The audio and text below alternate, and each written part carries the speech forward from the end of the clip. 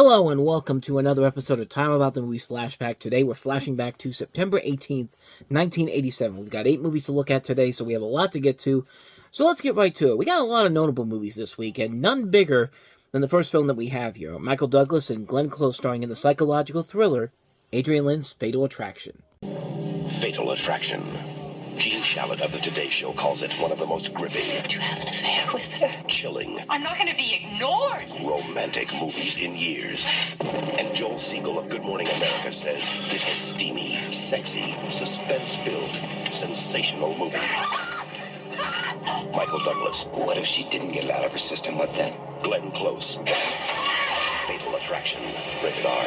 Now playing at a theater near you. I think the plot speaks for itself. You have Michael Douglas as an attorney who cheats on his wife, Ann Archer, with an editor played by Glenn Close, who following a chance encounter at a work function. And when Dan decides to end the affair, Alex grows increasingly unstable and begins stalking him and his family.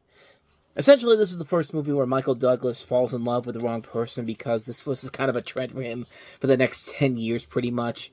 And, yeah, this was a massive hit when it came out. It was a big blockbuster box office hit. It helped to kind of reignite the erotic thriller boom that would include other movies with Michael Douglas involved in it, including Basic Instinct and Disclosure. And then it was actually nominated for several Academy Awards, big ones too, like Best Picture, Best Director. Glenn Close got a Best Actress nomination. And I'm not going to say the movie is bad. It's not bad by any means necessary. It is a good movie. But really, Best Picture?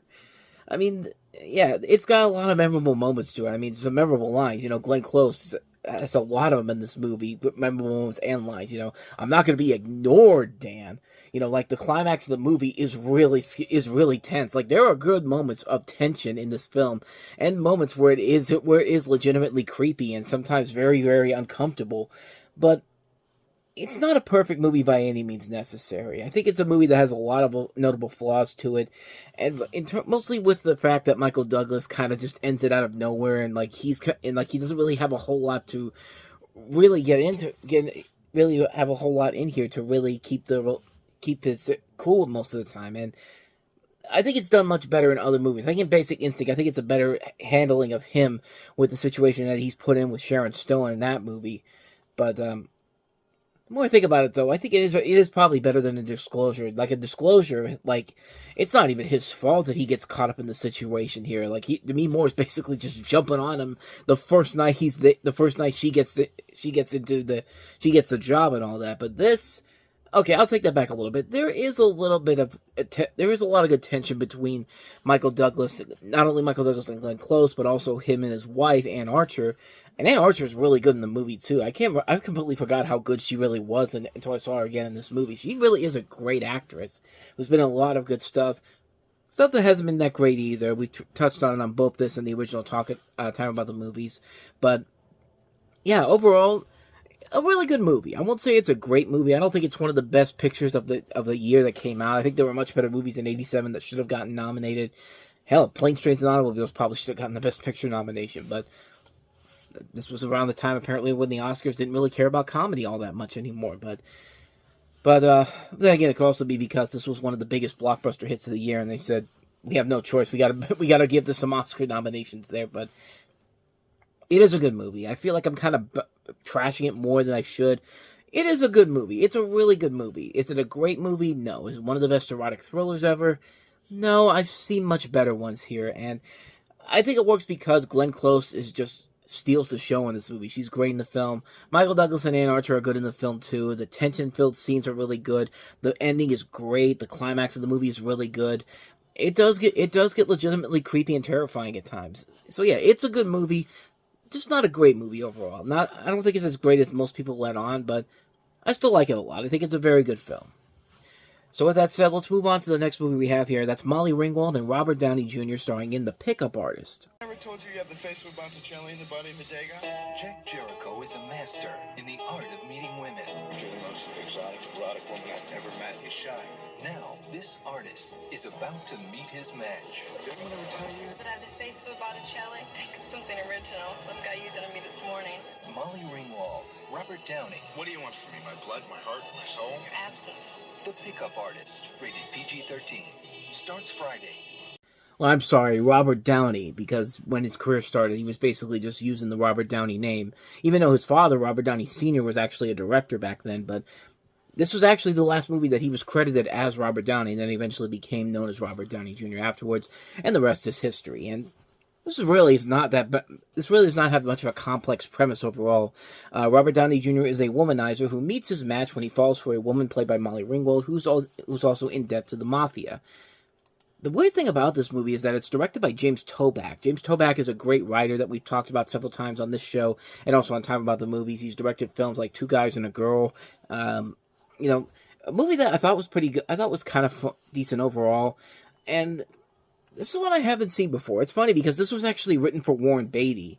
And he's one of the producers on here too, but I think they went to him and they also went to Robert De Niro as well. And how this movie could have been so much different if it was these older actors instead of the two we have here. I think and I thought it was pretty good. I think Robert Downey Jr. as well as Molly Ringwald have a lot of nice chemistry in here. Yeah, you could still kind of see Molly Ringwald kind of getting a little too attached from her roles in 16 Candles and The Breakfast Club.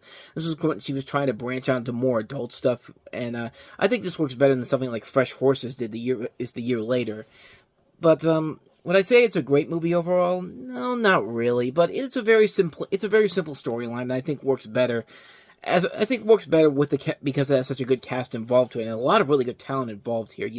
Not only Ringwald and Downey Jr., but Dennis Hopper's in here, Danny Aiello, Harvey Keitel, Bob Gunton, Christine Baranski, Victoria Jackson, Robert Towne. A lot of good talent all across the movie. I think it's really good. I think it's a solid film overall. Definitely check it out if you want to see some good underrated Robert Downey Jr. stuff. Pickup Artist is pretty good. So, with that said, let's go ahead and move on to our next movie, and that is Clive Barker's Hellraiser. Somewhere beyond the light and the dark, beyond our secret desires and deepest fears, lies the door beyond all our limits.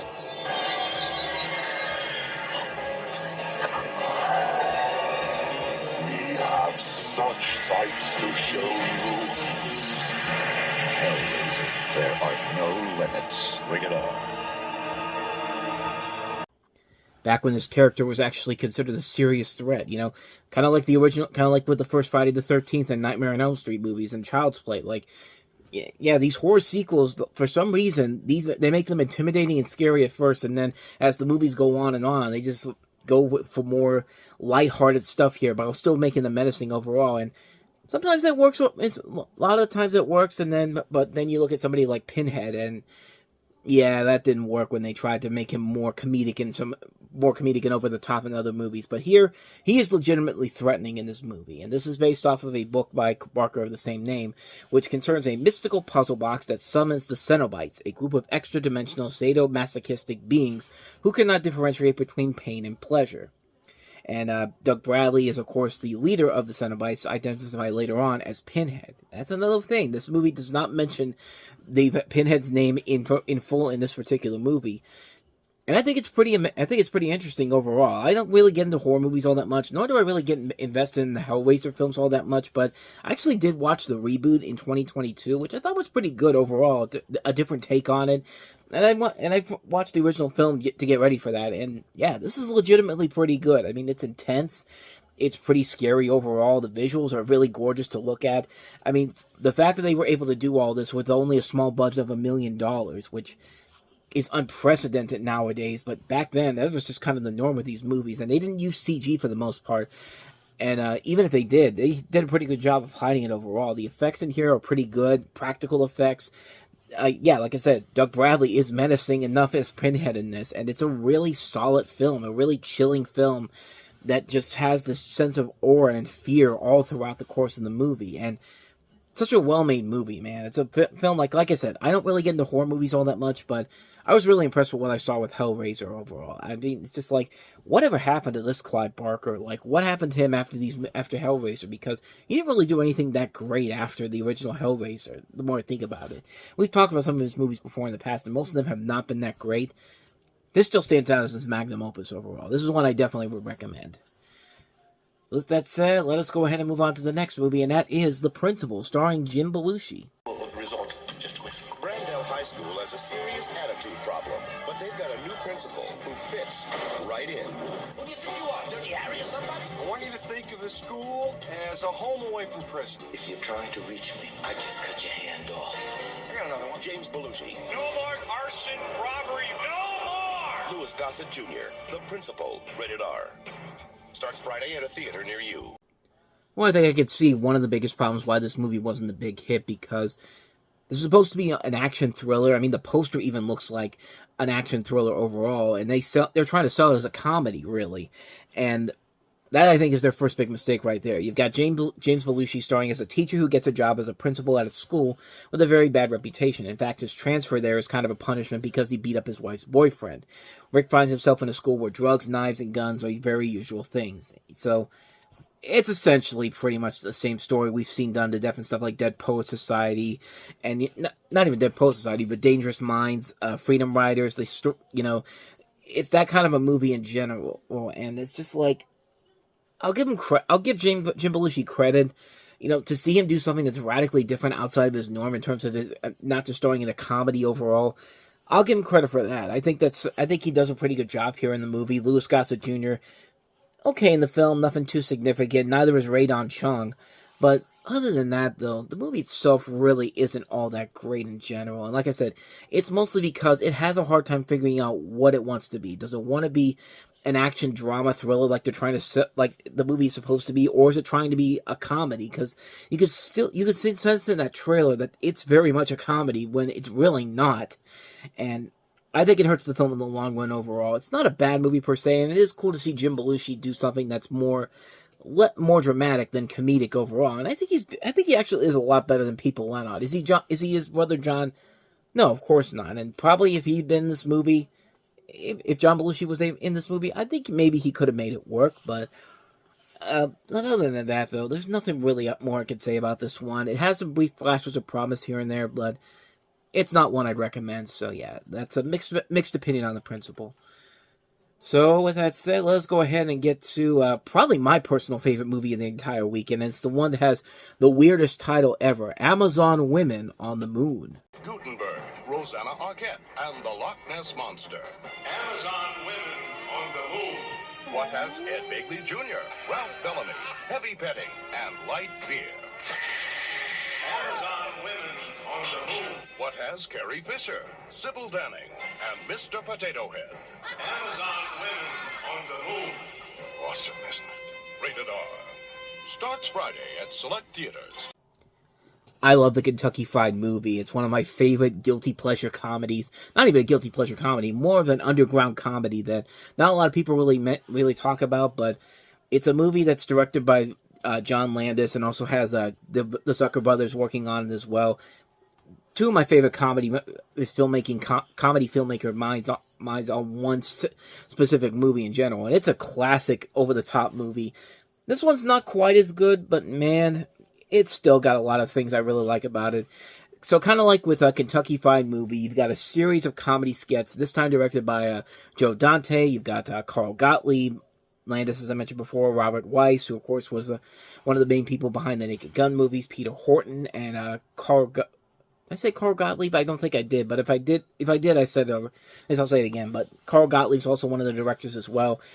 And during these segments, you also have a movie going on in the background called Amazon Women on the Moon, which is essentially a parody of B movies, and just a lot of various sketches that throughout the course of the movie. It literally begins with Arsenio Hall in this bit where he's just all these different crazy things are happening in his apartment, and it's just slapstick comedy all the way through. the jokes, the sketches aren't quite as funny as something like Kentucky Fried Movie, but you still get some really good, solid gems. The Arsenio Hall intro is great overall. They have Monique Gabrielle in a sequence where she's basically just walking around in the nude, and everybody's just like okay with it. Like it's really funny stuff overall. There's a great bit where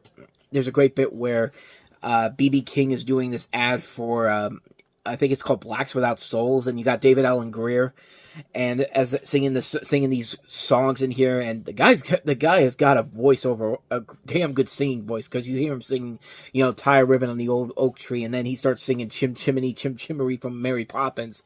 I mean, not every bit in here works overall. Some of the segments go on a little bit too long, but then again, Kentucky Fried Movie had those sketches that didn't really work all the way through. In fact, quite honestly, the martial arts movie that is in Kentucky Fried Movie, that's my least favorite part of that movie in general. I'll say this: Amazon Women on the Moon is much more interesting in this movie than the martial arts movie that's in Kentucky Fried Movie. I can't remember what it was called, but I mean, I like both of these movies all the way through. I think they're very funny. They're very over the top and silly. I definitely prefer Kentucky Fried Movie more than I do this movie, but this is one that does not get the attention I think it deserves. It's a very funny movie. It's a very silly, over the top movie. Not every bit of it works, but the stuff that works is just pure comedy gold, over the top pure comedy gold. And I love almost every minute of it. It's a good fun film. I really love it a lot. Amazon Women on the Moon. Definitely check it out. So now let's get to some movies that I have not seen, so we can get through these last three pretty quickly. Let's start with Hugh Grant starring as Maurice. He sacrificed his career for my sake, without a guarantee.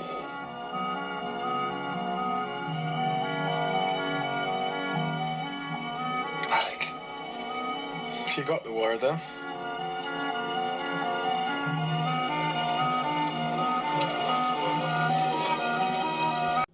Although some people would also like to call him the Space Cowboy and sometimes the Gangster of Love.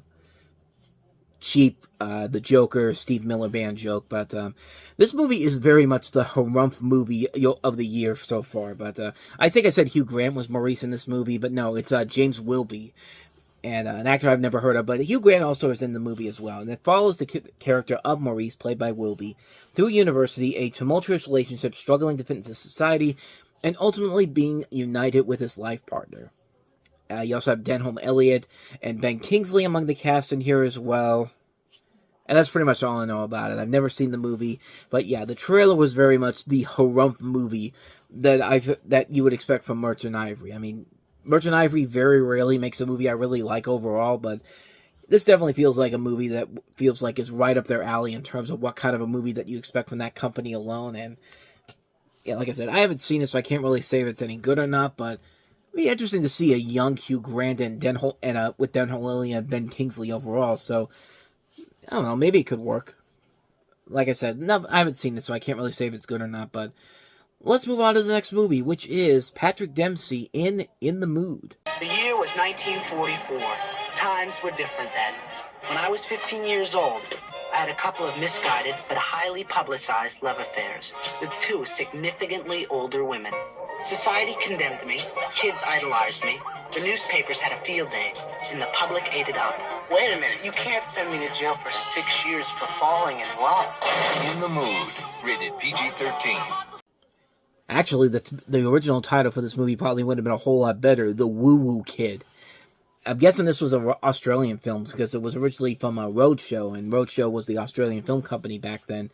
But in this movie, Dempsey plays a 14-year-old nicknamed the Woo Woo Kid, who's a teenage Casanova. He has affairs and runs away with and marries two older women, mothers themselves, fascinating the public and media with his romantic prowess.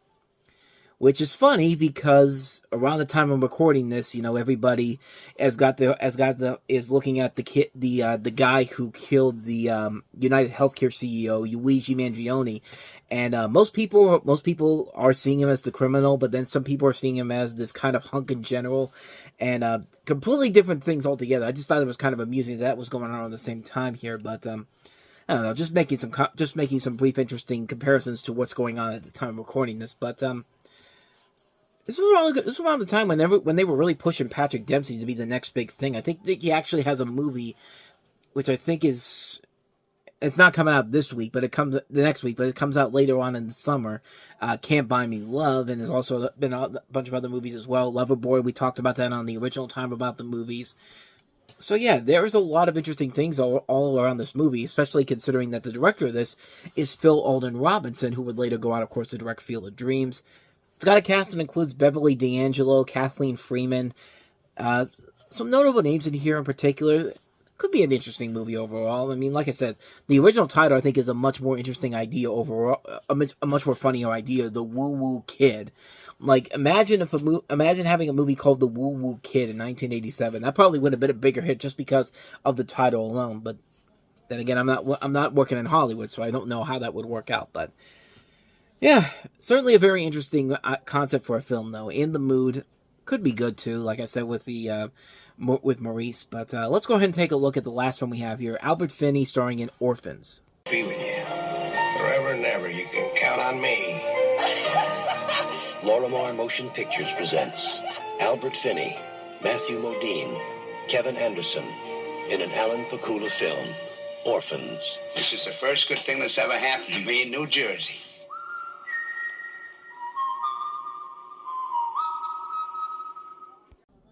You can also definitely tell this was coming around the end of the new Hollywood era, just from the fact that they got Hal Douglas to do the trailer for this, and it sounds like he's doing one of those trailer readings, like this is the next great motion picture event that you're never gonna forget. Which is funny because this movie has been largely forgotten and has mostly not been heard of until it eventually came to video and DVD, and even then, not really much is known about it in general. But this is directed by Alan J. Pakula, who has done movies like Starting Over. He did Rollover, Sophie's Choice. Of course, did All the President's Men. And this features two orphan brothers, played by Matthew Modine and Kevin Anderson, as they navigate life on their own. They come across this man at a bar, played by Albert Finney, who basically comes along for the ride, and he basically just crazy things happen just from the premise of this alone. But then again, I don't know if they actually are crazy in the movie. But the poster I'm looking at right now literally has a picture of both Matthew Modine and Kevin Anderson with Albert Finney tied up, with his mouth covered up. Like, I don't know what's going on, but there must have been something off about Albert Finney in this movie. But again, not much known about. I don't know too much about this because I haven't seen the movie, so I can't really say if it's any good or not. But Matthew Modine and Albert Finney have been good in some movies overall. A lot of movies for Albert Finney in particular, but Matthew Modine, he's been good in a lot of movies too. I probably shouldn't say some movies because he was seen as a hot commodity back in the day, and not really much today. But he's still a recognizable actor that you see do a lot of stuff. But I don't know, just killing some time here because I haven't seen the movie, so I can't really say if it's that great or not. But certainly has an interesting concept overall. So again, like with the other two movies, maybe I might check it out one day. Orphans. And so with all of that said, we're going to wrap up another edition of Time About the Movies Flashback. And the next time we meet, we've got 4 movies. Again, I haven't seen most of these movies, so we could probably just make this one a quick one next week. The Curse, A Prayer for the Dying, Witness in the War Zone, and I've Heard the Mermaids Singing.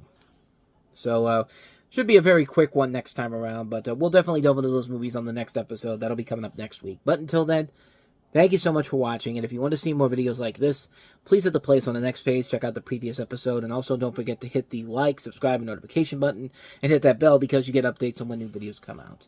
Now, with all that said, I am off. I will see you guys next time, and until then, as always, take care.